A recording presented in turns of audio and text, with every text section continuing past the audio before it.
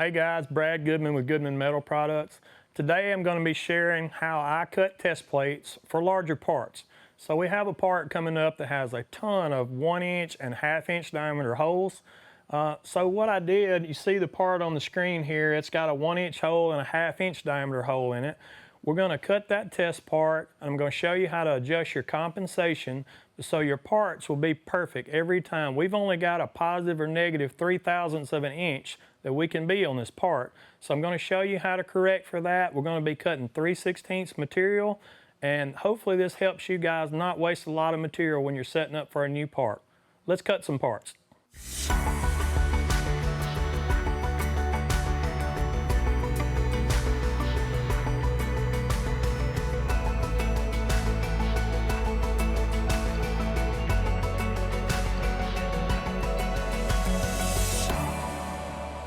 All right, so we have our test piece cut and got my dial calipers here, and we reset those to 0.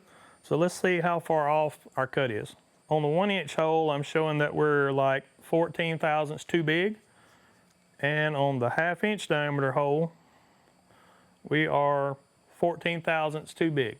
So let's go to the PC here. I'm going to show you how to change that. And what you're going to want to do is you're going to want to select your 1-inch hole. You'll come up here to Favorites and click on Compensate. So now on the compensation menu, it pops down and it has an expand distance and a contract distance. Since our hole is too big, we want to contract the size of the hole. So we're at 2/1000ths right now, so we'll want to contract that hole size. Since it's 14/1000ths, we'll want to contract it an additional 7/1000ths. So we're going to change that number from 0.002 to 0.009. 0.009. Hit OK. Hit OK and accept it. So that's one hole. So let's do the same thing for the 1/2-inch diameter hole. We'll go to Compensate. That number will be saved. Each time you use a number, it'll be saved for the next time you click on that menu.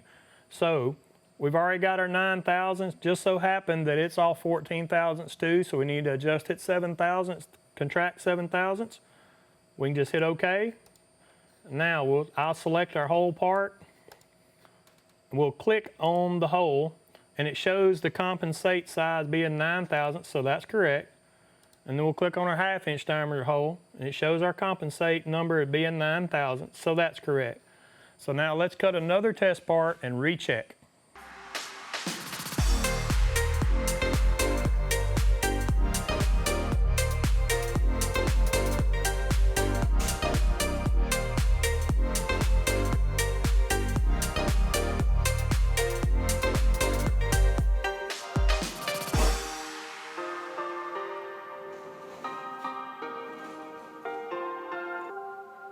Here's our test part we just got out of the machine. This is the second part we've cut.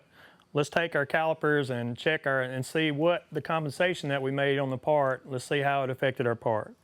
So on our first hole that was 1 inch, we are 1.5 over. That's well within tolerance, so what we adjusted did the trick for that hole.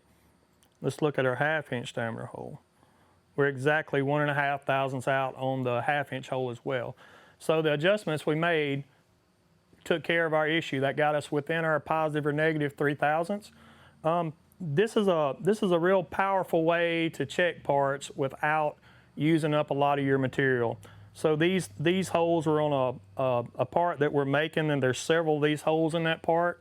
So by making this smaller test plate with a hole each size in here, we're able to set that compensation for that entire sheet of parts.